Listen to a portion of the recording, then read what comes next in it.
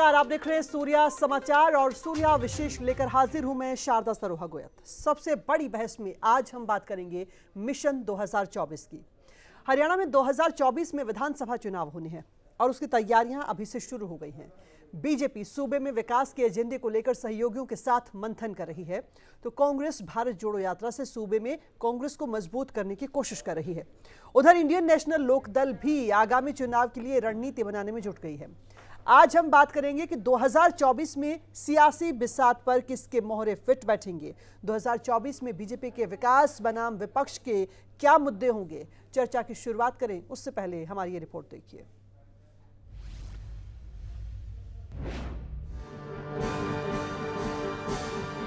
साल 2024 में हरियाणा की सत्ता के सबसे बड़े संग्राम का मंच सजने वाला है। सत्ता की सबसे बड़ी लड़ाई में 1.5 साल का वक्त रह गया है और सभी दलों ने सियासी बिसात पर अपने अपने मोहरे सेट करने की कवायद में लग गए हैं। बीजेपी विकास के एजेंडे को लेकर हरियाणा में तीसरी बार हुकूमत हासिल करने का सपना संजोए है। इन दिनों में प्रदेश में धड़ाधड़ योजनाओं को अमली जामा पहनाने के लिए जी तोड़ कोशिश हो रही है, तो नए साल की शुरुआत में ही बीजेपी ने अपने सहयोगी विधायकों के साथ बैठक महामंथन किया। मुख्यमंत्री मनोहर लाल की अगुवाई में चंडीगढ़ में बीजेपी जेजेपी के विधायकों की बैठक हुई। इस बैठक में सरकार को समर्थन देने वाले निर्दलीय विधायक भी शामिल रहे। माना जा रहा है कि बैठक में विकास कार्यों में तेजी लाने और योजनाओं को सिरे पहुंचाने में आ रही खामियों को दूर करने पर मंथन हुआ। इतना ही नहीं, बैठक में सरकार की योजनाओं और उपलब्धियों को जनता तक पहुंचाने पर भी चर्चा हुई। बैठक के बाद मुख्यमंत्री मनोहर लाल मीडिया से मुखातिब हुए और एक बार फिर अपनी सरकार की उपलब्धियां गिनवाई। 70%, 75% पूरे हुए हैं और एक 20-25% है। मुझे लगता है कि एक सप्ताह भर में ये सब पूरे हो जाएंगे। अब इसके तुरंत बाद इन सब संस्थाओं को और काम करने के लिए आगे के योजनाएं इनकी सबकी बने, ऐसा हमने जो हमारा ग्राम विकास मंत्रालय है, पंचायती राज इंस्टीट्यूशन का जो एक मंत्रालय है, और इसी प्रकार से शहरी जो अर्बन लोकल बॉडीज़, वहाँ भी नए चुनाव काफ़ी जगह पर हुए थे, तो ऐसी सब जगह पर काम की गति कैसे बढ़े, इसका पूरा विचार किया गया है। इस बैठक में पंचायतों के विकास कार्यों की समीक्षा की गई कि कैसे ग्रामीण क्षेत्रों के विकास में तेजी लाई जाए और जल्द से जल्द फंड मुहैया करवाया जाए। इस बैठक के 15 दिन बाद दोबारा समीक्षा बैठक होगी। आपने जो कहा वो हमने किया भी है। आज दोनों विभागों के, चाहे वो ग्रामीण विकास का था और शहरी अर्बन लोकल बॉडीज़ के, इनके सब अधिकारी आज इस मीटिंग में थे। सबने सब बातें नोट की हैं। जो सुझाव भी आते हैं वो सारे नोट करते हैं ताकि उसके हिसाब से वो आगे कर सकें। हमने ये भी तय किया है कि 15 दिन बाद फिर से इसी प्रकार के विधायक दल की बैठक करेंगे और अगली बार ऐसे 2 नए विभाग, उनकी सारी चर्चा करेंगे ताकि जो पब्लिक का फीडबैक है वो डिपार्टमेंट्स को मिल सके। इस बैठक में जेजेपी विधायकों के शामिल होने को लेकर कई मायने निकाले जा रहे हैं। माना जा रहा है कि सरकार अपने सहयोगी दल को तवज्जो देकर होने वाले विधानसभा चुनाव में गठबंधन को बनाए रखने की कवायद में है। हालांकि जल्द ही 3 नगर निगमों के चुनाव भी होने वाले हैं और जेजेपी का यही कहना है कि ये चुनाव गठबंधन में लड़ने की कोशिश होगी। ये पंचायती राज के जो चुनाव लगभग संपन्न होने वाले हैं, जिला परिषद को, पंचायत समितियों को थोड़ा बहुत बाकी है, और इसके बाद जैसे ही चुनाव आयोग तारीख देगा तो संगठन तो लगभग तैयार होते हैं। ये हमारी एक्सरसाइज चलती रहती है। जहाँ तक मिलके लड़ने की बात है, पहले मिलके लड़े हैं लगभग, और गठबंधन में है तो प्रयास होगा कि मिलके लड़ें। बहरहाल सत्ता पक्ष अभी से 2024 के दंगल के लिए तैयारियों में लग गया है, लेकिन सवाल कई हैं। क्या विकास का एजेंडा कामयाब होगा? क्या बीजेपी और जेजेपी की दोस्ती चुनाव में भी कायम रहेगी? क्योंकि जेजेपी नेताओं के सियासी ख्वाब अब बड़े हो गए हैं। चंडीगढ़ से रवि चंदेल, सूर्या समाचार।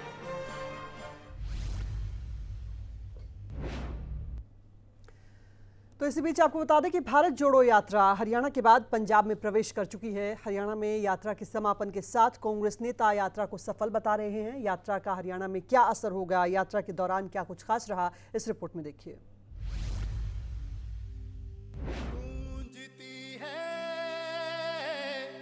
कांग्रेस की खत्म होती साख को बचाने के लिए राहुल गांधी ने जो कदम बढ़ाए थे, वो अब हरियाणा में दूसरे दौर की यात्रा को पूरा कर चुके हैं। कांग्रेस का लक्ष्य साफ है और इरादा जग जाहिर है। साल 2024 की तैयारी में जुटी कांग्रेस ने यात्रा में एड़ी से चोटी तक का जोर लगाया है और कोशिश की है गुट में बटी कांग्रेस की छवि कुछ बदली बदली दिखाई दे। कुछ हद तक ये कोशिश असरदार भी रही। पार्टी के नेता आपसी खींचतान को भूलकर राहुल के कदम से कदम मिलाते दिखाई दिए। अंबाला के आखिरी पड़ाव में कांग्रेस नेता जयराम रमेश ने यात्रा की उपलब्धियों को गिनवाया।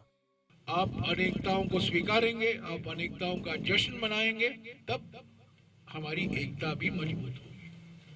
तो हमारी अनेकताओं को सुरक्षित रखना कांग्रेस पार्टी की प्राथमिक जिम्मेदारी है, हमेशा रही है और रहती रहेगी। हम किसी भी विचारधारा के खिलाफ लड़ेंगे जो हमारे अनेकताओं को इसलिए उपयोग करेगी ताकि हम समाज को बांटें, ताकि हमें चुनावी फायदा पहुंचे। राहुल गांधी को हरियाणा से विदाई देते हुए कांग्रेस नेताओं ने यात्रा की सफलता के लिए जहां अपनी पीठ थपथपाई, वहीं प्रदेश सरकार को कोसने में भी नेता प्रतिपक्ष भूपेंद्र हुड्डा ने भी कोई कसर नहीं छोड़ी और सरकार के लिए सड़कों की खस्ता हालत को कलंक बताया। सड़कों की हालत खस्ता देखकर हमारे बहुत अपने आप पर वो हो रहे थे, क्योंकि सड़क में गड्ढे तो सुने हैं लेकिन गड्ढों में सड़क बन रही थी। हमारे को ऐसी हालत हो रही थी कई जगह तो बहुत ही व्यवस्था, क्योंकि 8 साल से इस सरकार ने कोई मेंटेनेंस नहीं करी, चाहे वो सड़क हो, चाहे स्टेडियम हो गांव के, चाहे और कोई भी, मतलब कोई ऐसा काम नहीं है। तो जैसे मैंने कहा, नॉन परफॉर्मिंग गवर्नमेंट। वहीं कांग्रेस के हरियाणा प्रभारी शक्ति सिंह गोहिल ने भी यात्रा के लिए लोगों का आभार जताया और कहा कि प्रदेश में यात्रा को हर दिन पहले से ज्यादा समर्थन मिला है। लोगों के समर्थन ने इस यात्रा को जन आंदोलन में बदला है। किसी ने नहीं सोचा था कि जहां सेक्स रेशियो इतना डिफरेंट हो, वहां इतनी महिलाएं राहुल गांधी जी की यात्रा में पूरे दिन भर रहेंगी। पर कल आप सब ने देखा कि महिला दिन रहा और हम सब दूर दूर रहे। महिलाएं राहुल गांधी जी के साथ डायलॉग करती, बात करते रही।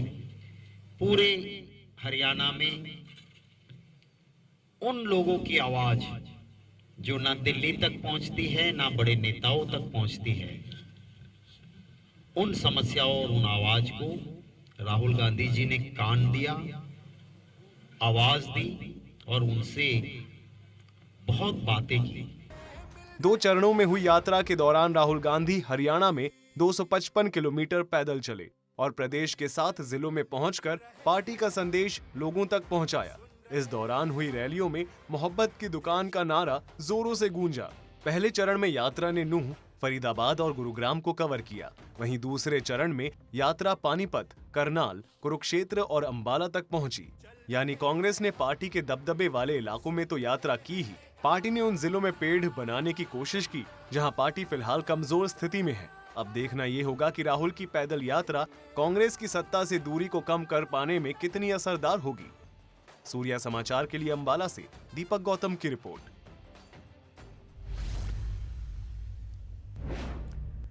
तो मिशन 2024 पर आज हम चर्चा करेंगे। सभी पार्टियों की तरफ से क्या तैयारियां हैं और किस आधार पर मैदान में उतरेंगे, किस तरह की तैयारियां आगे देखने को मिलेंगी, इस पर चर्चा करेंगे। तमाम मेहमान हमारे साथ जुड़ रहे हैं। जो मेहमान हमारे साथ इस वक्त जुड़ चुके हैं उनका परिचय सबसे पहले आपको करवा देते हैं। इंदुराज नरवाल, विधायक कांग्रेस, हमारे साथ जुड़ चुके हैं। आपका बहुत स्वागत है सर। और इसके साथ ही हमारे साथ बीजेपी और जेजेपी से भी मेहमान जुड़ेंगे, उनसे भी हम बातचीत करेंगे। सोमवीर सांगवान, विधायक चरखी दादरी, हमारे साथ जुड़ चुके हैं। सोमवीर जी, बहुत स्वागत है आपका। और इसके साथ ही गुरमीत सिंह, वरिष्ठ पत्रकार हैं, हमारे साथ जुड़ चुके हैं। गुरमीत जी, बहुत स्वागत है चर्चा में आपका। मैं आप सभी से चर्चा आज इस मुद्दे पर करूंगी कि 2024 में क्या सिचुएशन हरियाणा में देख रहे हैं, और ख़ास तौर पर जब हम बीजेपी और जेजेपी की अभी की गुटबंदी की बात करेंगे या फिर पिछले चुनाव में किस तरह के हालात थे उस पर बातचीत करेंगे, तो चर्चा को शायद और ज़्यादा अच्छे से आगे बढ़ाया जा सकेगा। लेकिन सबसे पहले सिचुएशन को आपसे समझती हूँ गुरमीत जी। पिछले चुनाव में जो तस्वीर थी वो इस बार कितनी बदलती हुई नजर आ रही है आपको सभी पार्टियों के लिहाज से?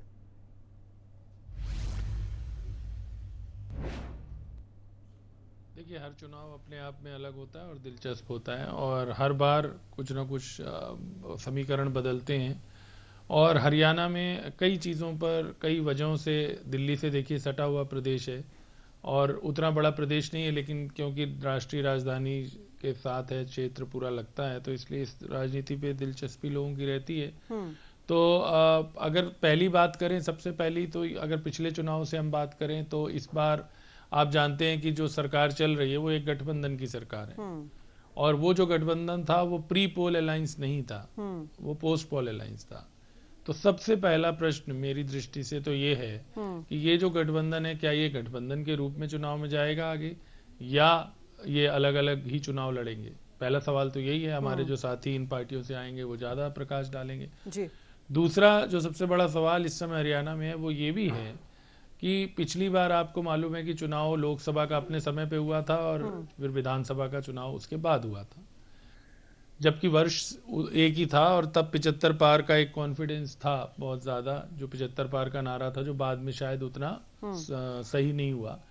तो इस बार क्या चुनाव लोकसभा चुनाव के साथ होंगे, ये एक दूसरा सबसे बड़ा प्रश्न है, क्योंकि अभी से इसकी चर्चा शुरू हो गई है कि क्योंकि कई बार ये माना जाता है कि राष्ट्रीय स्तर पर अगर लोकसभा चुनाव में एक माहौल रहता है मोदी जी की लोकप्रियता को देखते हुए या जैसा भी अभी अगले साल होगा, तो क्या वो चुनाव समय पूर्व होंगे या समय पर ही होंगे, ये दूसरा सबसे बड़ा सवाल है। क्योंकि जो पिछली बार का अनुभव था, जो बाद में जब चुनाव हुआ, तो उसमें आपने देखा कि जहां एक तरफ लोकसभा चुनाव में बहुत जबरदस्त कामयाबी मिली, वह उतनी कामयाबी यहाँ नहीं मिली। तो इसमें गुरमीत जी ये कह सकते हैं कि हर चुनाव क्योंकि अलग होता है, 10 सालों से उस लिहाज से शायद वोटर्स के मन में जो बदलाव होता है वो वोटों के रूप में दिखता है, उसको भी आपके जरिए समझने की कोशिश करेंगे। इस वक्त हमारे साथ पवन सैनी जी भी जुड़ चुके हैं, बीजेपी की तरफ से अपना पक्ष रखेंगे, क्या कुछ तैयारियां हैं बीजेपी की, उनसे बातचीत करेंगे।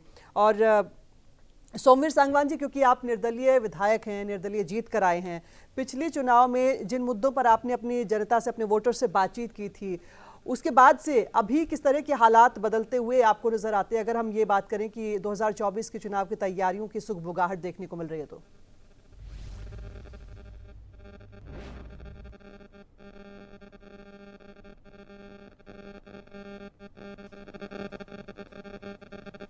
सोमवीर जी, मेरी आवाज आपको मिल रही है?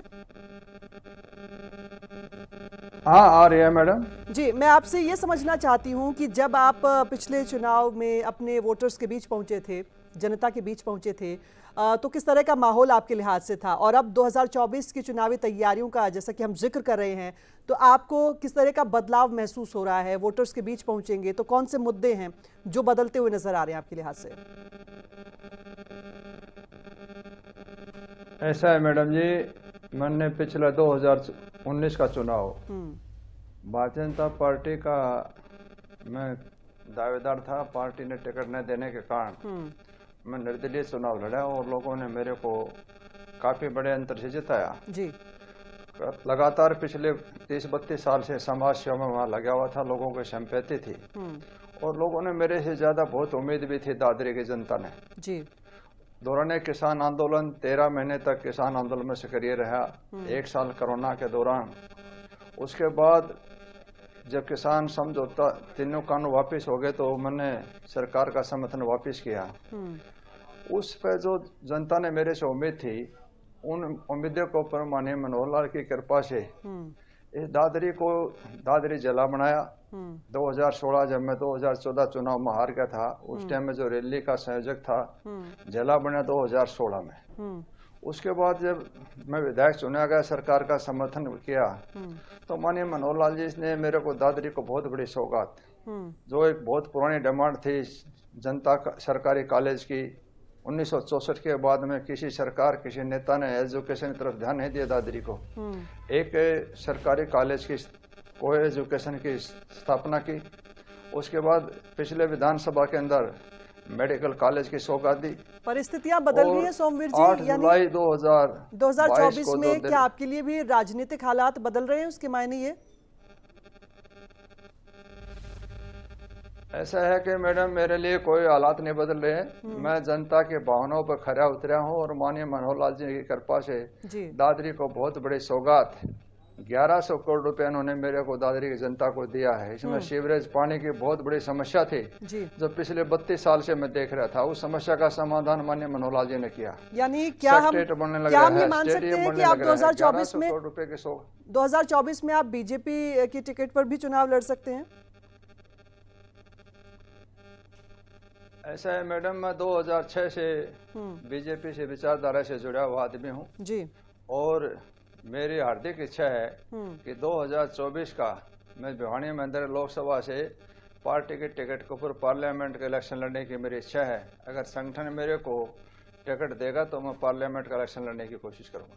चलिए ठीक है, हम बातचीत कर रहे हैं पवन सैनी जी, क्योंकि आपकी पार्टी की तरफ से आमतौर पर तैयारियों पर सबसे ज़्यादा फोकस किया जाता है, ऐसा माना जाता है।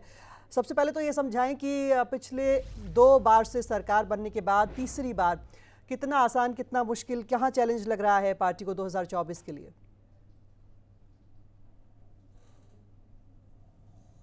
देखिए, इसमें 2 बातों पर निर्भर है शारदा जी। पहले तो सभी चैनल के दर्शकों को मैं अपनी नमस्कार करता हूँ जी। और जो 2 मैंने बातें की, एक बात हमारी सरकार के पक्ष की है, दूसरा हमारे संगठन के पक्ष की है। जहाँ संगठन की बात आती है, चौधरी ओम प्रकाश धनखड़ जी हमारे प्रदेश के अध्यक्ष बने हैं। उन्होंने संगठन को बूथ स्तर पर, बूथ पे भी आगे हमारे पन्ना समिति, पन्ना प्रमुख, वहां तक संगठन को का फैलाव किया है। मैं कह सकता हूँ आज विपक्षी पार्टियों के लोग भी ये कामना करते हैं काश हमें भी ओम प्रकाश धनखड़ जैसा प्रदेश अध्यक्ष मिले। इनके ऐसा हमारे जितने भी लगभग 21,000 के करीब 20,986 बूथ हैं, सभी बूथों पर हमारे जो भी कार्यक्रम, राष्ट्रीय स्तर के कार्यक्रम है, प्रदेश स्तर के कार्यक्रम है, सभी कार्यक्रम हमारे कार्यकर्ता बड़े खूबी से करते हैं। इनके बूथ स्तर तक चौधरी ओम प्रकाश धनखड़ जी ने कार्यक्रमों की जयंती हो, प्रत्येक विधानसभा स्तर पर, चाहे सुभाष चंद्र बोस की जयंती जयंत बोस के नाम से, उनकी पूरा आकाश हरियाणा का गुंजायमान जयंत बोस के नाम से हुआ है। दूसरी बात मैंने की, माननीय मनोहर लाल जी हमारे जो मुख्यमंत्री हैं, तो मुख्यमंत्री जी ने जहाँ इस प्रकार की योजनाएं और पूरा देश माननीय मुख्यमंत्री पवन जी, आपकी आवाज में तकनीकी खराबी की वजह से कुछ डिस्टरबेंस है, आपके पास लौटेंगे, आप बने रहे हमारे साथ। इंदुराज जी आपके पास आएंगे, क्योंकि सोनीपत के पूरे क्षेत्र को माना जाता है कि कांग्रेस के पक्ष में यहाँ पर रहते हैं चुनावी नतीजे, लेकिन क्या इस बार कांग्रेस की इस यात्रा के जरिए कोशिश हुई है कि बाकी उन हिस्सों पर भी काम किया जाए जहां पर कांग्रेस कहीं ना कहीं कमजोर रही है पिछली बार के मुकाबले? और क्या लगता है कि ये यात्रा की वजह से कोई कांग्रेस में मजबूती देखने को मिलेगी? देखिए मैडम, आपने भारत जोड़ो यात्रा का जिक्र किया। मैं सबसे पहले तो आपको बताना चाहूंगा, सभी दर्शकों को बताना चाहूंगा कि जो भारत जोड़ो यात्रा हमारे नेता राहुल गांधी जी ने शुरू की थी जी, ये कोई राज लाने के लिए नहीं शुरू की थी। ये यात्रा, भारत जोड़ो यात्रा, ये जो इन्होंने फूट की राजनीति कर रखी थी, कहीं हिंदू व मुसलमान की बात की, कहीं जातिवाद का जहर फैलाया, कहीं भाई को भाई से लड़ाया, उसको सब जोड़ने के लिए भारत जोड़ो यात्रा शुरू की। इंदुराज जी, सियासी मामले से अलग करके ये देख लेते हैं कि लोगों के दिलों में जो नफरत फैली हुई थी उसे कांग्रेस इस यात्रा के जरिए दूर करना चाहती है। तो क्या पार्टी के ही नेताओं के बीच में जो नफरत फैली हुई थी या जो मनमुटाव चल रहे थे उसे ये यात्रा दूर कर पाई? नहीं, ऐसी कोई बात हमारी कांग्रेस पार्टी में नहीं, कभी न थी न है। आपने देखा जब भारत जोड़ो यात्रा हरियाणा प्रदेश में प्रवेश किया तो हमारे कांग्रेस के सभी नेता, चौधरी भूपेंद्र हुड्डा जी के नेतृत्व में, राहुल गांधी जी के नेतृत्व में पूरा हरियाणा की जो यात्रा हुई उसमें आपने सभी नेता एक इकट्ठे दिल से दिल मिला, कदम से कदम मिलाकर आपने देखा हरियाणा प्रदेश में यात्रा की। और इस यात्रा में आपने एक बहुत बड़ी बात और देखी होगी कि जो पानीपत की इतनी बड़ी रैली हुई, अब उसमें 1,27,000 कुर्सियां लगा रखी थी, वो पूरी खचाखच भरी। और भारत जोड़ो यात्रा का लोगों ने इतना मान सम्मान, इतना प्यार दिया, इतने लोग उमड़ के उस रैली में आए। उस यात्रा में देखा आपने, यात्रा ने एक जन सैलाब का रूप जिस यात्रा ने लिया, इसे एक हरियाणा प्रदेश में संदेश देने का काम किया कि जो बीजेपी ने लेकिन इसके बावजूद कुमारी शैलजा का बयान सामने आता है कि जब वो प्रदेश अध्यक्ष थी तो संगठन नहीं बन पाया। दूसरी तरफ कुमारी शैलजा के से अलग भी कई बयान आए, आपने तो जरूर सुना होगा। किरण चौधरी ये कहती हैं कि उन्हें न्योते नहीं दिए जाते जिसकी वजह से पार्टी को नुकसान होता है। आपको नहीं लगता कि सिर्फ मीडिया इन पर सवाल नहीं उठा रही, इसकी वजह से कांग्रेस को नुकसान झेलना पड़ता है और पिछले 2 चुनाव में खासतौर पर इसके नतीजे झेलने पड़े हैं?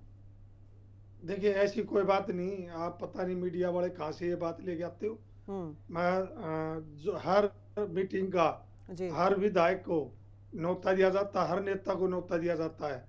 और पूरी आपने देखा, अगर चाहे आप पानीपत बात करो, चाहे आप फिरोजपुर झरकाई बात करो, सारे कांग्रेस के नेता इकट्ठे एक स्टेज पर थे और पूरी यात्रा में कदम से कदम मिलाते हुए आपने देखा होगा। और रही संगठन की बात, जल्दी संगठन हमारा पूरा तैयार हो चुका है। बहुत नजदीक वो दिन है जब पूरा हरियाणा प्रदेश का संगठन का एक घोषणा हो जाएगी और आप सभी मीडिया वालों को एक लिस्ट भी दी जाएगी और घोषणा होगी। और जो सबसे बड़ी बात, मैं एक राहुल गांधी जी का इस भारत जोड़ो यात्रा का धन्यवाद करूंगा कि जो इन्होंने, जैसे अगर आप हरियाणा की बात करें, हम हरियाणा से विधायक है तो हरियाणा की बात करेंगे, जो इन्होंने जाति का एक जहर बड़ा फैला रखा था, एक खाई बना रखी थी कि जाट नॉन जाट की जो इन्होंने बात की, एक फूट की इन्होंने जो राजनीति थी उसको एक माला में पिरोने का काम किया छत्तीस बिरादरी को। कौन से मुद्दे लेकर इंदुराज जी, कौन से मुद्दे लेकर जनता के बीच में जाने वाले हैं इस बार? देखिए सबसे बड़ा मुद्दे एक तो भाईचारा जोड़ने का मुद्दा, सबसे बड़ा मुद्दा शिक्षा, बेरोजगारी और स्वास्थ्य। आपने देखा हरियाणा प्रदेश जब हमारे 10 साल की चौधरी भूपेंद्र हुड्डा जी की सरकार थी, प्रति व्यक्ति आय में नंबर 1 हरियाणा होता था, रोजगार में नंबर 1 हरियाणा होता था। और आज अगर हम बात करें तो बेरोजगारी में नंबर 1 है। प्रति व्यक्ति आय में देखा अपने बड़ा बट्ठा गोड़ हो रखा है हरियाणा प्रदेश का। अगर आप किसी भी चिकित्सा की सुविधा की बात करेंगे तो उसमें हमारा हरियाणा प्रदेश बहुत पिछड़ चुका है। और सबसे बड़ा दुर्भाग्य मैं मानूंगा कि पूरा हरियाणा प्रदेश एक किसानों का प्रदेश है। आपने देखा कि किसान आज दर दर की ठोकरें खाने को मजबूर हो रखा है। 11 महीने पहले किसान ने लड़ाई लड़ी, चाहे गर्मी थी चाहे सर्दी थी, सिंगू बॉर्डर चाहे टिकरी बॉर्डर, वहां बैठ के जो 3 काले कानून लेके आए बीजेपी, लेकिन उनको वापस करने का काम किया जी, वो उसे वापस भी ले लिया गया। किसानों के साथ लगातार बैठकों का दौर चल रहा है। सरकार का तो दावा है कि किसानों की आय बढ़ाई जा रही है और किसानों के मुद्दे के अलावा बेरोजगारी के मुद्दे पर भी ये गिनवाया जाता है कि कितना रोजगार मिला है। विपक्ष भटकाने की कोशिश कर रहा है। आपके पास लौटेंगे पवन सैनी जी, जरा आप समझाएं कि कांग्रेस की तरफ से जिन मुद्दों की बातचीत हो रही है, क्या लगता है कि वो आपके खिलाफ जा सकते हैं चुनाव में? बेरोजगारी का मुद्दा, भाईचारे का मुद्दा हो, कानून व्यवस्था का हो, या फिर खास तौर पर किसानों का जो सबसे बड़ा मुद्दा उठाया जाता है?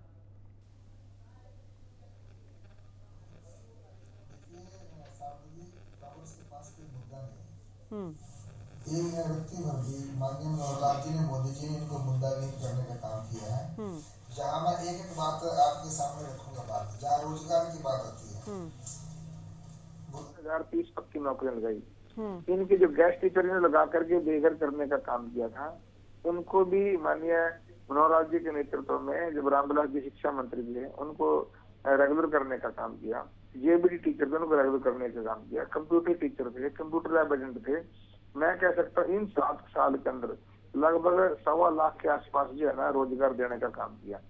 अब ये बताते रोजगार इनके राज्य में था केवल 20,000। आप मैडम शारदा आप आगे ले सकते हैं, केवल 20,030 पक्की नौकरियां लगी हैं। और इसके अलावा मैं कह सकता हूँ जो सक्षम के अंदर जो बच्चे लगे हैं उनकी कोई गिनती नहीं है। बिल्कुल बिना पर्ची बिना खर्ची के बच्चों को, नौजवानों को रोजगार देने का काम किया। इनके राज्य में केवल जो जिसका भारी थैला होता था उसको नौकरी मिलती थी, लेकिन मनोहर लाल जी के राज्य में, मुख्यमंत्री मनोहर लाल जी के राज्य में आज लोग एकेडमी। लेकिन पवन जी, सरपंच आपसे नाराज हैं। अभी कल ही हमने इस मुद्दे पर सूर्या विशेष में बहस की है। उसके लिए मैडम अलग से अगर डिबेट करेंगे, वो भी मैं जानकारी आपको देने का काम करूंगा। आज जहाँ चिकित्सा की बात करते हैं, मेडिकल सुविधा की बात करते हैं, इनके समय में हॉस्पिटल में लोगों की जो है ना विश्वसनीयता खत्म हो चुकी थी। सरकारी जो स्कूल है उनके प्रति विश्वसनीयता खत्म हो चुकी थी। माननीय मुख्यमंत्री ने हर ब्लॉक के अंदर एक संस्कृति मॉडल स्कूल बनाने का काम किया, सीबीएसई से एफिलिएट करने के लिए। और जहाँ हॉस्पिटल की बात होती है, आज पूरे हरियाणा के जो हॉस्पिटल है, आप उनके समय की और आज के समय की ओपीडी आप जो है ना चेक करवा सकते हैं कितनी ओपीडी है। आज अम्बाड़ा के अंदर स्टंट बढ़ रहे हैं, ऐसे जो है ना कहीं जो है ना डायलिसिस यूनिट चल रही है, ओपीडी आज 8000 प्लस की ओपीडी जो है ना रोहतक मेडिकल। चलिए ठीक है, एक और मुद्दे पर आपकी राय ले लेते हैं। पवन जी, आप हमें जरा ये बताएं, क्योंकि अभी गठबंधन में सरकार है और हालात ऐसे बने कि गठबंधन करना पड़ा, क्योंकि चुनाव गठबंधन में तो लड़ा नहीं था। हालांकि मैं अभी कुछ देर पहले एक छोटा सा बयान सुन रही थी, निशांत सिंह जी कह रहे थे कि जहां तक मिलकर चुनाव लड़ने की बात है तो पहले भी चुनाव मिलकर लड़ा था। पता नहीं वो स्लिप ऑफ टंग था या उन्होंने किस भावना से ये बात कही। आगे आपको क्या लगता है, 2024 में आपको जेजेपी की जरूरत है या जेजेपी को आपकी जरूरत है, या लगता है कि प्रदेश की जनता का मूड अभी देखा जाएगा, समझा जाएगा, उसके बाद फैसला लिया जाएगा? देखिए शारदा जी, ये विषय वास्तव में ये हमारा केंद्रीय नेतृत्व का विषय है। मैं जितना कह सकता हूँ, आज समझौते में सरकार चल रही है और आज के बिहाफ पे कह सकता हूँ हमारा आगे भी समझौता रहेगा। और लेकिन अगर समझौते की अगर बात है, मेरा शीर्ष नेतृत्व इसका फैसला करता है। ये मेरे कहने से ना तो समझौता रहने वाला, ना मेरे कहने से टूटने वाला है।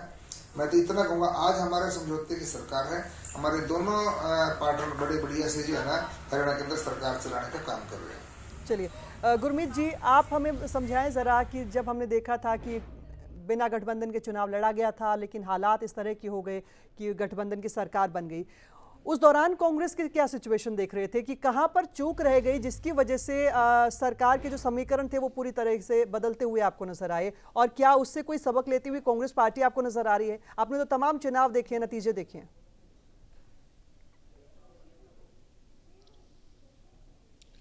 देखिए, पहली बात तो ये है कि हरियाणा में कांग्रेस की जो संभावनाएं हैं आगे, वो कांग्रेस के लोग कम से कम अच्छी मान के चल रहे हैं। इसमें तो कोई दो राय नहीं है कि कांग्रेस, क्योंकि 10 साल पहले भी सत्ता में रही और उसके अलावा भी असली बात, अच्छा राहुल गांधी की जो यात्रा थी, इससे भी जो रिस्पांस आया, जाहिर सी बात है कि वो रिस्पांस अच्छा माना जाएगा और वो उससे कांग्रेस के नेता कम से कम नज़र भी इकट्ठे आए।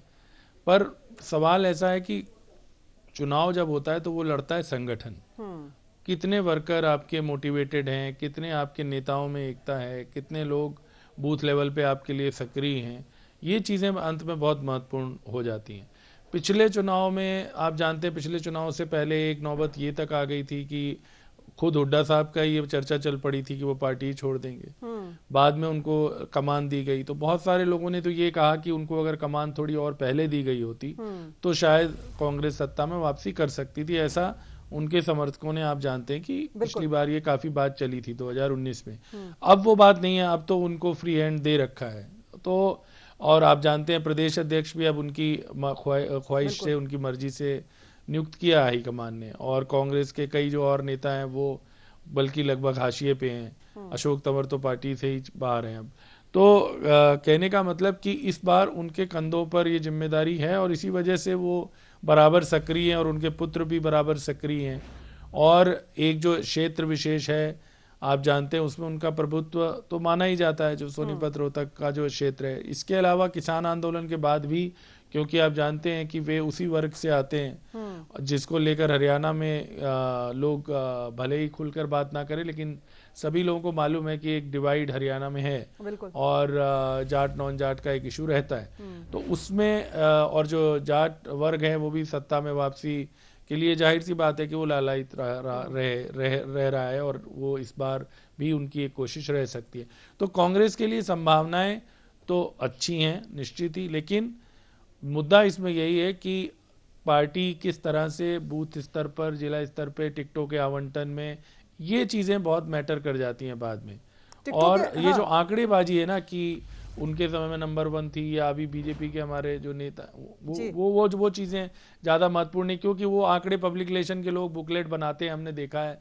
वही बुकलेट, सरकारें बदल जाती हैं, उन बुकलेट की वही वो दावे जो हैं, वो आंकड़े जुटाने कोई मुश्किल काम नहीं है। जैसे मैंने बताया कि आप नंबर 1 कह दीजिए कि उस समय पर कैपिटा में जैसे कांग्रेस के हमारे साथी गिनवा रहे थे और फिर भारतीय जनता पार्टी के काम गिनवा रहे थे जो नेता थे, तो वो तो कोई भी सरकार होती है वो काम करती ही है। लेकिन अल्टीमेटली आपकी दो चीज़ें होती है, एक तो परसेप्शन, एक माहौल जो बनता है वो, और फिर अल्टीमेटली आप चुनाव कैसे लड़ते हैं वो। चुनाव में गुटबाजी आप कैसे काबू रख पाते हैं, चुनाव में भीतरघात आप कितना रोक पाते हैं, वर्कर्स का मोबिलाइजेशन आप कितना कर पाते हैं। लोकल मुद्दे विधानसभा चुनाव में तो लोकल मुद्दे आवंटन का आप जानती हैं आपने जिक्र महत्वपूर्ण हो किया, और जाते ये हैं। जाहिर तौर पर राष्ट्रीय सोमवीर चुनाव सांगवान और जी भी लोकल समझ चुनाव सकते हैं कि अलग टिकटों होता के आवंटन में जब किसी तरह की फेरबदल या किसी तरह की लापरवाही हो जाती है, उसका खामियाजा कैसे भुगतना पड़ता है, उस पर बातचीत करेंगे। लेकिन इंदुराज जी, पहले आपके पास आ रहे हैं। आपको क्या लगता है कि जैसा कि चर्चा चली भी थी और अभी हमारी चर्चा भी हो रही है कि भूपेंद्र सिंह हुड्डा को पहले इस तरीके से कमान दी जाती तो शायद कुछ बेहतर नतीजे होते, और शायद अभी इसीलिए कांग्रेस की आपको मजबूती ज्यादा नजर आ रही है क्योंकि भूपेंद्र सिंह हुड्डा को फ्री हैंड दे दिया गया है कि वो जिस तरीके से फैसले लेना चाहें वैसे ले रहे हैं। देखिए शारदा जी, इस बात में कोई शक नहीं है, कोई दो राय नहीं है। अगर कुछ समय रहते हुए अगर चौधरी भूपेंद्र हुड्डा जी को 2019 से पहले अगर ये कमान दी जाती तो निश्चित तौर पर 2019 में कांग्रेस की सरकार होती और चौधरी भूपेंद्र हुड्डा जी प्रदेश के मुख्यमंत्री होते, और जिससे इस हरियाणा प्रदेश का उद्धार भी होता और हरियाणा प्रदेश में रोजगार भी होता और हरियाणा प्रदेश एक उज्जवल भविष्य होता। लेकिन अब आपने बात की 2024 की, अब देखा आपने कि जिस दिन से चौधरी भूपेंद्र हुड्डा जी को फुल फलैग कमान मिली, उदयभान जी जिस दिन से प्रदेश अध्यक्ष बने, तो आपने देखा पूरा हरियाणा प्रदेश कांग्रेस की एक लहर, एक सुनामी भी अगर मैं कहूं तो मैं इस बात में कोई शंका नहीं मानूंगा। पूरा हरियाणा प्रदेश कांग्रेस की तरफ देख रहा है, चौधरी भूपेंद्र हुड्डा जी। इंदुराज जी, जब राज्यसभा चुनाव होते हैं तो गुटबाजी की वजह से नुकसान खा जाते हैं, अभी आपने देखा होगा। देखिए आपने भी वो इलेक्शन भी देखा, आपने वो समय भी देखा, उस पर मैं नहीं जाना चाहूंगा। मैं आदमपुर उपचुनाव होते हैं तब यही वजह है जो पार्टी के लिए नुकसान की वजह बनती है। मैं सिर्फ इतना जानना चाह रही हूं कि पंजाब में कांग्रेस का जो हश्र हुआ और राज्यसभा चुनाव में जो कांग्रेस ने धोखा खाया, या फिर आदमपुर उपचुनाव में जो नतीजे सामने आए, उससे क्या कोई सबक लिया गया है? पार्टी के कई वरिष्ठ नेता हैं, मैं दोबारा नाम नहीं ले रही, चलिए आप कहते हैं गुटबाजी नहीं है तो हम मान लेते हैं, लेकिन पार्टी के वरिष्ठ नेता खुद मीडिया से बातचीत में आके बता रहे हैं कि इसी वजह से पार्टी को नुकसान होता है। शारदा जी, मैं इसी आपको जैसे आदमपुर का जिक्र किया, बड़ौदा हल्का में 3 उपचुनाव हुए हैं। बड़ौदा हल्का से चौधरी भूपेंद्र हुड्डा जी के नेतृत्व में इलेक्शन लड़ा गया और देखा आपने मेरी जीत हुई जी। और फिर आदमपुर की अगर आपने जिक्र किया, अभी भी 2014 में हमारा कांग्रेस का प्रत्याशी था, उसको मात्र 10,500 वोट आई जी। और अब जब हमारे कांग्रेस का प्रत्याशी जयप्रकाश जी ने इलेक्शन लड़ा तो 52,500 वोट लेने का हमने काम किया और पूरी कांग्रेस पार्टी एकजुट थी। वहां आपने देखा इतनी बड़ी अगर हमने लीड की वोट परसेंटेज की, तो आप भी मान सकते हो, आप समझ भी सकते हो कि आने वाला समय कांग्रेस पार्टी का। चलिए मान लेते हैं आप दावा कर रहे हैं, लेकिन वहां पर भी यही कहा जा रहा था कि कुछ लोगों को इनवाइट नहीं किया गया इसलिए चुनाव प्रचार के लिए नहीं पहुंचे। शायद वो पहुंचते तो कांग्रेस के कार्यकर्ताओं में एक अलग तरह की एनर्जी फील होती। आपके पास लौटेंगे। और सोमवीर सांगवान जी, सवाल ये था कि जब टिकटों के आवंटन पर बातचीत होती है तो खासतौर पर बीजेपी को जाना जाता है, बोल्ड डिसीजन लिए जाते हैं, जिन लोगों की टिकट कहीं ना कहीं पक्की मानी जाती है उनकी टिकट कट जाती है। आपको क्या लगता है कि किस वजह से आपको टिकट नहीं मिल पाई थी, और इस बार अगर आप उम्मीद कर रहे हैं कि आपके हिसाब से हल्के में विकास कार्य हुए हैं और आप आगे पार्टी के साथ यानी बीजेपी के साथ टिकट चाह रहे हैं, तो उसमें कितनी उम्मीदें नजर आ रही हैं? ऐसा है मैडम शारदा जी, कई बार हालात परिस्थिति बनते हैं जी, और मजबूत आदमी की टिकट कट जाती है तो उसका खामियाजा चाहे कोई पार्टी हो उसका भोगना पड़ता है। उसका क्या ये आला कमान की वजह से आप मानते हैं, इस प्रकार या फिर हल्के के क्षेत्र के कुछ हालात आपको ऐसे नजर आते हैं जिसकी वजह से इस तरह के हालात बनते हैं? कई बार गलत फीडबैक हो जाता है, उसे मजबूत कैंडिडेट की टिकट कट जाती है तो उसका खामियाजा पार्टी को भोगना पड़ता है, उसका नुकसान पार्टी को होता है। इसलिए सर्वे के आधार पर अगर सिस्टम से टिकट दी जाए तो उसका रिजल्ट बेहतर आता है। 2024 के लिए क्या उम्मीदें आपकी? मेरी 100% उम्मीद है माननीय मनोहर लाल जी की मेहरबानी दादरी को बहुत बड़ी सौगात दे दी, और मैं एक सांगवान खाप का मुखिया होने के नाते, एक पंचायती आदमी होने के नाते, मुझे समाज में जो भी मेरी जनता की मेरे से आशा थी उसके अनुरूप माननीय मनोहर लाल की कृपा से बहुत ज़्यादा काम दादरी जनता को कराया है, बगैर किसी लाग लपेट के, बगैर किसी भ्रष्टाचार के जनता के भावनाओं पर खरा उतरा हूँ। और आशा है कि आने वाले टाइम में भगवान ने चाहे तो 2024 भी आप लोगों के आशीर्वाद से बेहतरीन होगा। लेकिन जिन किसानों के समर्थन में आप नाराजगी जता रहे थे, क्या लगता है कि अब वो किसान आपके साथ रहेंगे या आपसे नाराजगी उनकी नहीं होगी इस बात पर? ऐसा है शारदा जी, मैं किसानों के साथ 13 महीने तक लड़ाई लड़ी और सरकार ने जो तीनों कानून वापस कर दिए, तो लड़ाई तरफ तीनों कानूनों के थी, तीनों कानून वापस कर दिए, फिर सरकार किसानों की बात जो है मान ली, तो उसके बाद में फिर कोई औचित्य नहीं बचता है। फिर भी दूसरी कोई छोटे मोटे जो डिमांड बचे हैं उसके ऊपर कमेटी बन चुकी है, वो भी पूरी हो जाएंगे। अब मैं नहीं समझता कि किसान भाई किसी बात के ऊपर नाराज है।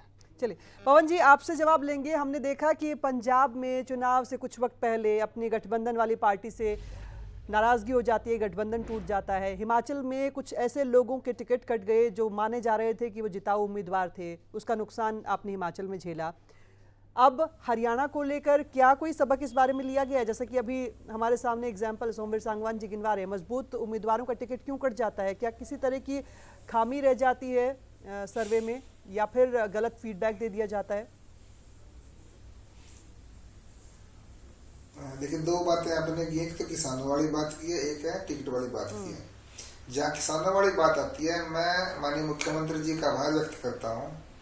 पूरे देश भर में सबसे ज्यादा अगर एमएसपी पर किसान भाइयों की अगर फसल खरीद हो रही है वो हरियाणा में हो रही है। पूरे देश की बात कर रहा हूँ। स्वामीनाथन की जो रिपोर्ट थी, कांग्रेस ने 10 साल सरकार रही मनमोहन जी की, उसको फ्रिज में लगा के रखा, हुड्डा जी ने फ्रिज में लगा के रखा।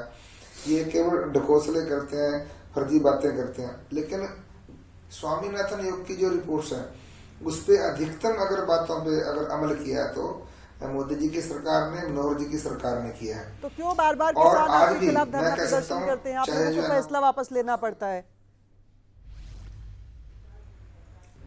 देखिए, फैसला मैं बताता हूँ, जो मोदी जी का लक्ष्य था देश के किसानों की आय को दोगुना करना, और आज भी मैं कह सकता हूँ, अभी जो है ना इसकी जीरी की खरीद हुई है, ठीक है ना, 72 घंटे के अंदर किसान की जो फसल जो है ना उसका आई फार्म कटा, उसके 72 घंटे के अंदर मेरे किसान भाइयों के खाते में उसकी पेमेंट चली गई है। और मैं और सुनो, हरियाणा के मैं पहली बार मैं कह सकता हूँ, मतलब कितने मॉइस्चर की जो है ना किसान जो है ना मंडी उसकी जो है चुलाई लगी है। आप वास्तव में सर्वे करें, ये किसान आंदोलन किसी कई लोगों की गलत मानसिकता, सुनिए, गलत मानसिकता के कारण लोगों को गुमराह करके किया गया। आप देख रहे हैं राहुल गांधी की जो यात्रा चल रही है, वो सारे राकेश टिकैत जी, ये सारे जो है ना वो लोग, वो यादव जी सब हाथ हिला रहे हैं, ऊपर जो है खड़े कर रहे हैं। वो एक योजनाबद्ध तरीके से, क्योंकि मोदी जी ने लोकप्रियता हर क्षेत्र के अंदर हर वर्ग की जो सेवा करके जो की है, अब उनको हो गया भी तुम्हारा तो नंबर आने वाला नहीं है, ना कांग्रेस का ना किसी पार्टी का। लेकिन जो लोकप्रियता डर करके या मोदी लहर 2014 में देख रहे थे, वो 2019 में उतना असर नजर नहीं आया। यही वजह है कि गठबंधन करना पड़ा। और वही गठबंधन जो आपके खिलाफ चुनाव लड़ रहे थे, जो आपके खिलाफ बोलकर जनता के बीच जा रहे थे, उनके साथ गठबंधन करना पड़ा। जनता को जवाब कैसे दिया जाएगा इस बात का? इंदुराज जी कुछ कहना चाह रहे हैं? शारदा जी, मैं जिक्र करूंगा, आप बार बार गठबंधन सरकार की बात आ रही है, मैं ये कहूंगा ये गठबंधन नहीं, ये ठगबंधन है। देखा आपने, जब चुनाव था 2019 का, तो जेजेपी ने कहा हम इनको जमुना पार कराएंगे, और बाद में ये दोस्त हो गए, और एक इनका ठगबंधन है। ये जो हरियाणा प्रदेश को इन्होंने लूटने का काम किया। और आपने देखा इनके जो मंत्री और विधायक हैं, आप दादा गौतम की बात करो, चाहे कुछ दिन पहले बबली की बात करो, तो इन्होंने तो बड़ा इस प्रदेश को लूटने का काम किया। और जो ये जेजेपी बीजेपी का गठबंधन है, ये कोई सरकार चलाने के लिए नहीं बना, ये तो लूटने के लिए बना। और इनकी देखा आपने, इन्होंने तो जो चुने व्यक्ति, जैसे सरपंच की अगर हम बात करें आज मौके पे, अगर नगर निगम के चेयरमैन की बात करें, उनका अधिकार छीनने का। दुराज, लेकिन खबरें तो ये भी थी कि गठबंधन कांग्रेस के साथ भी हो सकता है, लेकिन जेजेपी की तरफ से मना कर दिया गया था। उसे किस तरह की राजनीति कोई बात नहीं, सब अफवाहें हैं, ऐसी कोई बात न चली ना कोई बात थी। आप देखो ना, कोई भी व्यक्ति अगर सरपंच चुन के आया, आप उसके अधिकार को छीनने का काम अगर किसी ने किया, तो इस बीजेपी और जेजेपी की गठबंधन की जो सरकार है इसने किया, उनका अधिकार छीन लिया। अगर नगर निगम के चेयरमैन की बात करोगे तो उनका अधिकार छीनने का काम किया। क्या ये सरकार है, ये भी चुनी हुई सरकार है, ये सारी पावर जो सब कुछ इन्होंने अपने हाथ में ले लिया। एक लूटने के लिए, एक एक्शन एसडीओ के थ्रू पैसा बटोरने के लिए इन्होंने सरपंच के जो अधिकार छीने, जो एक विकास को रोकने का काम किया गांव में। अगर किसी को कहेंगे तो ये गठबंधन की सरकार है, जो कि आप किसी भी गांव में जाओगे तो कोई विकास नाम की आपको कोई चीज नजर नहीं आएगी। और इन्होंने बड़ा एक हरियाणा प्रदेश के लिए का धोखा है, ये कोई गठबंधन नहीं है, ये धोखा है। चलिए मान लेते गुरमीत जी, पिछले चुनाव में जेजेपी नई पार्टी थी, एक अलग तरह का जोश देखने को मिल रहा था कुछ कार्यकर्ताओं में, और उसका नतीजा ये भी हुआ कि पहली बार में ही 10 सीटें जीत कर आ गई। इस बार आम आदमी पार्टी की एंट्री हुई है, क्या कुछ असरदार लग रहा है? दूसरी तरफ इनेलो की सिचुएशन पूरी तरह से बदली हुई है, जो मुख्य विपक्षी पार्टी होती थी पहले, वो 1 सीट पर सिमटी हुई है।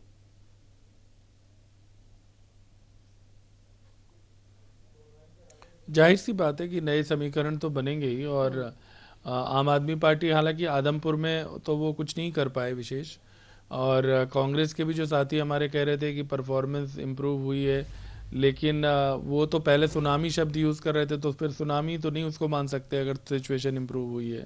और अदरवाइज भी इनके पार्टी के ही विधायक छोड़ के चले गए है ना बीजेपी में, और अभी भी आप जानते हैं कुछ और नेताओं की भी चर्चा चलती रहती है छोड़ के जाने की, और हो सकता है कि चुनाव से पहले कुछ और भी नेता जो है वो, क्योंकि भारतीय जनता पार्टी तो इसमें अब बहुत चैंपियन हो गई है कि वो चुनाव से पहले दल बदल काफ़ी बड़े पैमाने पे हो जाती है, तो हो सकता है इस तरह की और चीज़ें भी आपको देखने को मिले। तो आम आदमी पार्टी, हालांकि देखिए पंजाब में अब उसकी सरकार है, और हरियाणा दिल्ली और पंजाब के बीच में है, हिमाचल में भी आपने बोला तो वो भी पड़ोसी राज्य आप बोल सकते हैं। तो भारतीय जनता पार्टी के लिए भी एक चुनौती है, क्योंकि दिल्ली में तो खैर पहले से ही आम आदमी पार्टी का वर्चस्व है, लेकिन आम आददमी पार्टी का जो इस रीजन में अब जैसे हिमाचल में हमारे साथ वीरेंद्र चौधरी जी भी जुड़े हैं, उनका स्वागत कर रहे हैं जेजेपी से प्रवक्ता के तौर पर। वीरेंद्र जी, चर्चा में आपका स्वागत है। आप से हम बातचीत करना चाह रहे हैं 2024 की चुनावी तैयारियों पर। गठबंधन सरकार क्या एक बार फिर से आगे इसी तरीके से मजबूती के साथ देखने को मिलेगी? दूसरी तरफ कांग्रेस की तरफ से आरोप यह है कि गठबंधन की सरकार नहीं है, ये लूट के लिए गठबंधन हुआ है। आपका क्या कहना है इस पूरे मामले पर? Thank you very much, Sarda ji, and we really wish you a happy new year and all the panelists on the behalf of Jan Nayak Janata Party.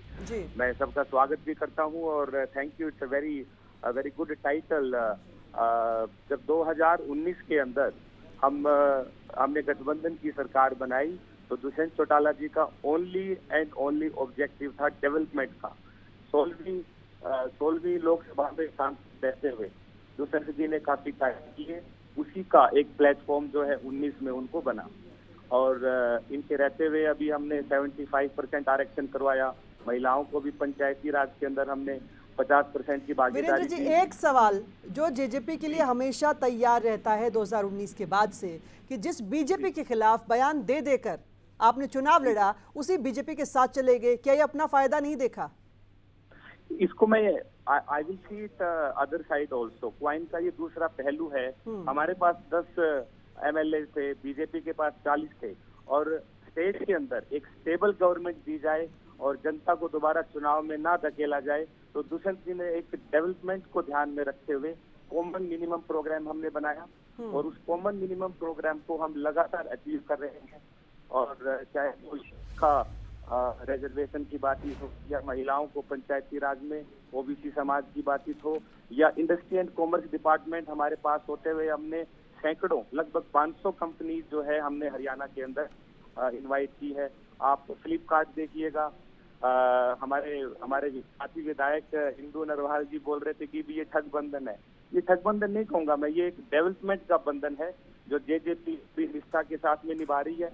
हमने खरखोदा के अंदर मारुति के साथ में नेगोशिएशन किया, और एक बहुत बड़ा प्लांट जो है वो हरियाणा की भूमि के अंदर आ रहा है। इसी तरीके से लिथियम बैटरी है, उसका भी आ रहा है। इन सब चीजों को नकारा नहीं जा सकता।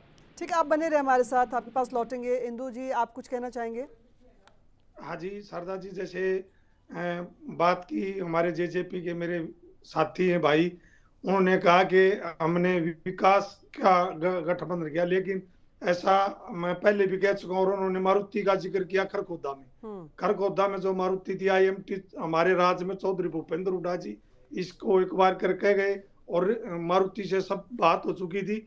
लेकिन जो 2014 के बाद बीजेपी की जो सरकार आई, इन्होंने इस प्रोजेक्ट को लटकाने का काम किया जो इतनी देर हुई, ये सब बीजेपी की वो बात थी।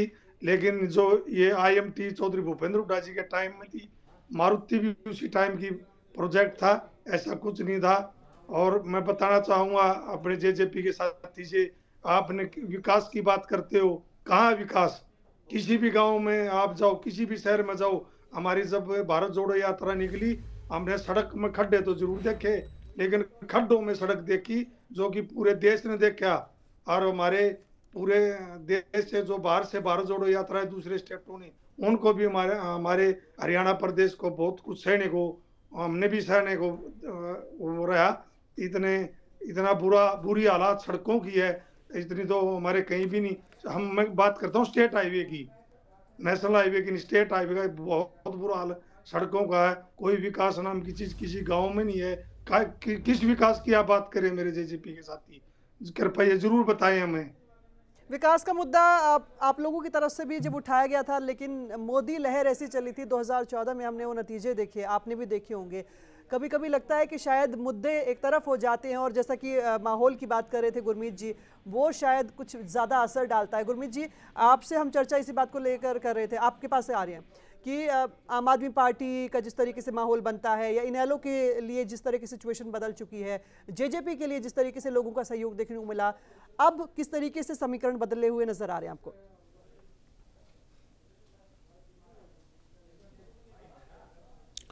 देखिए, मैंने पहले ही कहा कि आम आदमी पार्टी का भी उस तरह से, जैसे मैंने आपको जो उदाहरण दे रहा था वो ये था कि जैसे हिमाचल में पहले उन्होंने चुनाव में एक अपनी उपस्थिति दिखाने की कोशिश की, लेकिन बाद में सडनली उन्होंने एक तरह से जैसे मैदान छोड़ दिया, और वोटों से भी ये साफ पता लगता है जो वोट आए बाद में उनके, और उन्होंने सारा फोकस अपना गुजरात में कर दिया। शायद वो वहाँ पर क्योंकि बड़ा राज्य था तो उन्हें लगा कि वो अब एक राष्ट्रीय पार्टी के तौर पे अपनी पहचान, जो वो कह भी रहे हैं, वहाँ पर उन्होंने वोट प्राप्त किए। हालांकि वहाँ पर उनकी सीटों के हिसाब से तो उन्हें बहुत कामयाबी नहीं मिली, लेकिन फिर भी उन्होंने सारा फोकस गुजरात पे कर दिया। अब हरियाणा को लेकर उनका जो फोकस है, क्या वो अभी वैसे तो पूरा साल पड़ा हुआ है, तो वो कोशिश हो सकता है कि करेंगे हरियाणा में। केजरीवाल जी तो आप जानते हैं कि रहने वाले भी हरियाणा के हैं, लेकिन उससे पंजाब उन्हें ज़्यादा उर्वर ज़मीन लगी और पंजाब में वो सत्ता में आज हैं भी, और बहुत ज़बरदस्त मेजॉरिटी के साथ वहाँ पर सत्ता में आए। तो हरियाणा में अगर वो आते हैं और वो कितनी क्या वो उस तरह की सक्रियता से केवल दिखाने के लिए आएंगे, या वो वाकई में जैसे उन्होंने पंजाब में अपना संगठन खड़ा किया उसके लिए वो अब कोशिश करेंगे, इस पे निर्भर करेगा। और जहाँ तक जैसे मैंने पहले ही कहा कि अभी भी देखिए, जब आप हमारे भारतीय जनता पार्टी के साथी से पूछ रहे थे तो उन्होंने कोई बहुत हालांकि रियलिस्टिक बात की, कोई बहुत बढ़ चढ़ कर दावा नहीं किया। आमतौर पर तो अगर कोई गठबंधन है तो वो हमेशा यही दावे करता है कि हाँ जी हमारा तो गठबंधन बहुत मजबूत है, हम चुनाव भी इकट्ठे लड़ेंगे। तो वो चुनाव विधानसभा चुनाव में जजपा किस तरह से चलेगी, क्या उनमें आपस में फिर सीटों का बंटवारा होगा, ये सारे बहुत सारे सवाल हैं जो अभी हरियाणा के लोगों के लिए दिलचस्पी का विषय हैं। और जाहिर सी बात है कि ये धीरे धीरे इस साल के गुजरने के साथ साथ ये स्थितियां स्पष्ट होंगी, क्योंकि अब देखिए अगला साल चुनावी साल है। अब अभी देखिए, अभी तो बीच देखना होगा कि क्या करना है क्या नहीं करना है। अभी गठबंधन की मजबूती का दावा किया जा रहा है पवन सैनी जी, क्योंकि आदमपुर उपचुनाव में ही सही बात है, मैं वही कह रहा हूँ, उन्होंने आला कमान की बात की। जब उम्मीदवार का ऐलान हुआ आदमपुर उपचुनाव के लिए ही, तभी इस तरह की खबरें सामने आने लगी थी कि किसी तरह की खींचतान हो रही है। लास्ट मोमेंट पे जाके ये दिखाया गया कि नहीं, गठबंधन की जो सरकार है वो मजबूती के साथ है, एक मंच पर है। क्योंकि JJP की तरफ से जो चुनाव प्रचार में देरी हुई वो अपने आप में कई सवाल खड़े करने लगी थी। देखिए ऐसा कुछ नहीं है, क्योंकि चुनाव मिलकर के हम इलाहाबाद में और आदमपुर में भी हम मिलकर के चुनाव लड़े। शुरू में जो केवल मीडिया के, मैं कह सकता हूँ, जो फ्लैक्स पे फोटो नहीं थी, वो जो नीचे के स्तर के कार्यकर्ता है उन्होंने रूटीन में लगा दिए। लेकिन बाद में इकट्ठे जो है ना जनसभाएं की हैं, उसमें दुष्यंत जी भी थे, उसमें माननीय मुख्यमंत्री जी सारे लगे हैं, कुलदीप जी लगे हैं।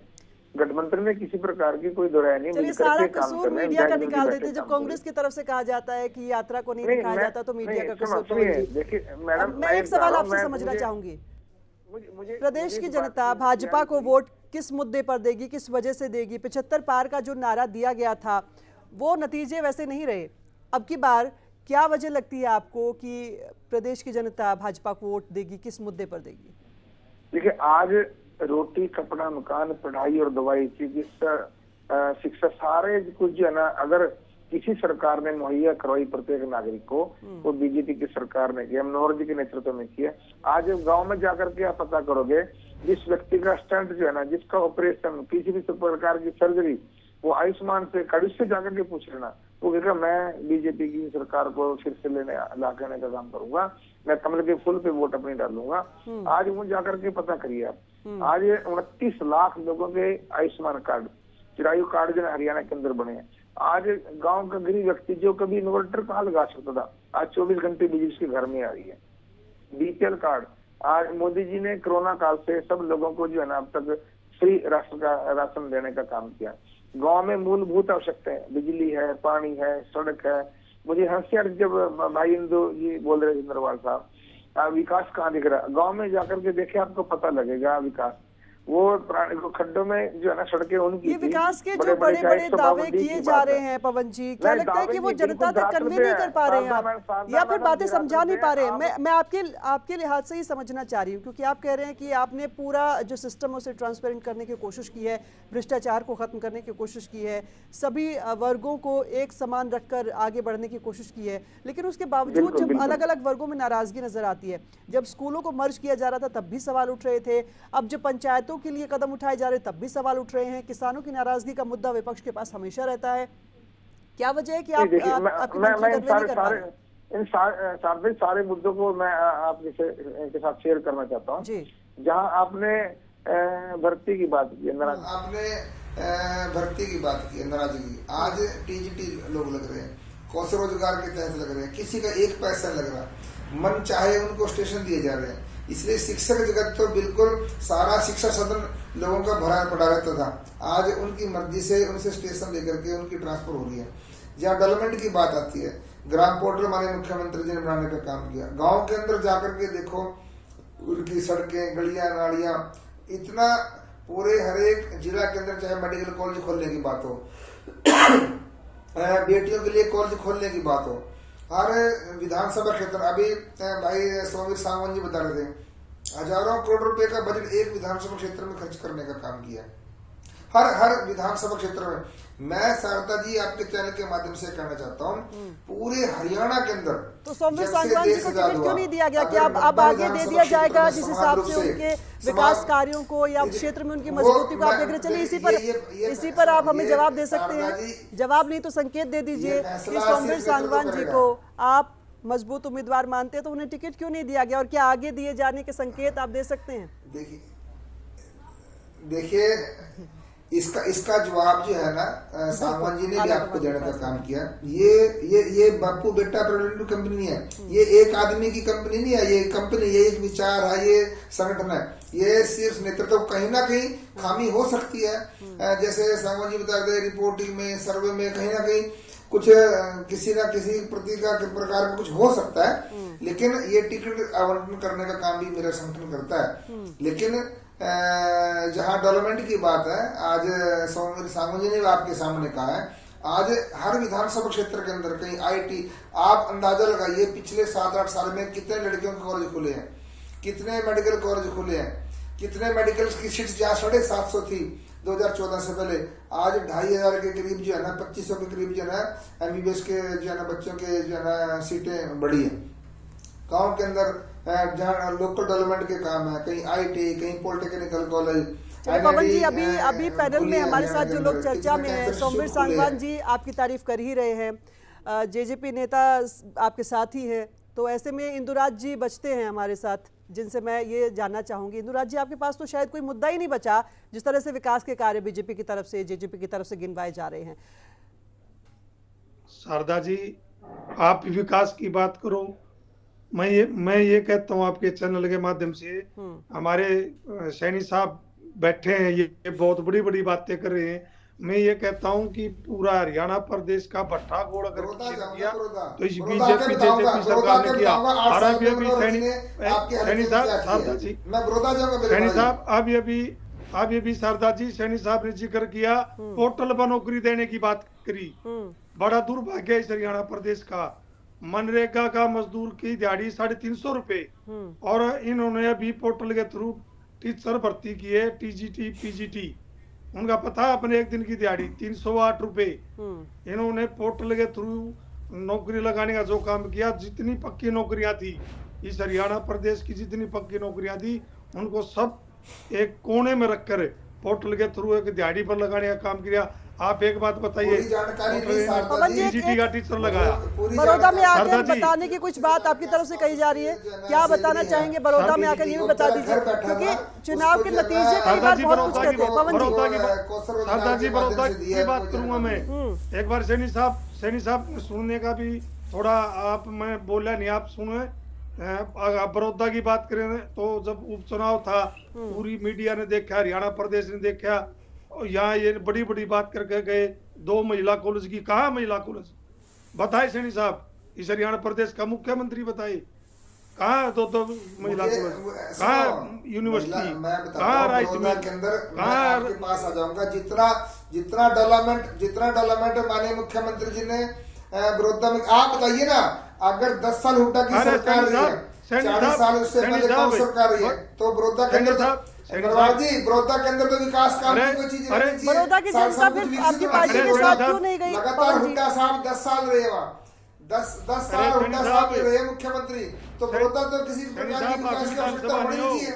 भाजपा की सरकार तो पहली बार बनी है। IMT की बात करते हैं, मुझे बताइए पवन जी, ठीक है, अभी वक्त बहुत कम रह गया है। पवन जी, सवाल तो यही है, माना जाता है कि उपचुनाव में सत्ता पक्ष का पलड़ा भारी रहता है, लेकिन इलाहाबाद में भी ऐसा नहीं हुआ, बड़ौदा में भी ऐसा नहीं हुआ। उसके बावजूद आप कह रहे हैं कि बड़ौदा में आकर अगर आप कुछ बताना चाह रहे हैं, दिखाना चाह रहे हैं, तो जाहिर तौर पर कांग्रेस की तरफ से इसी तरीके से जवाब दिया जाएगा। इलाहाबाद में भी इसी तरीके से चैलेंज किया गया था।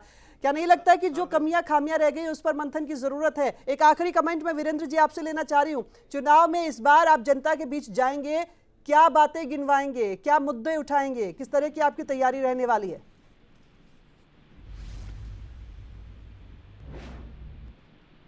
हेलो शारदा जी, आप are you asking from me? जी, आपसे ही सवाल है सर।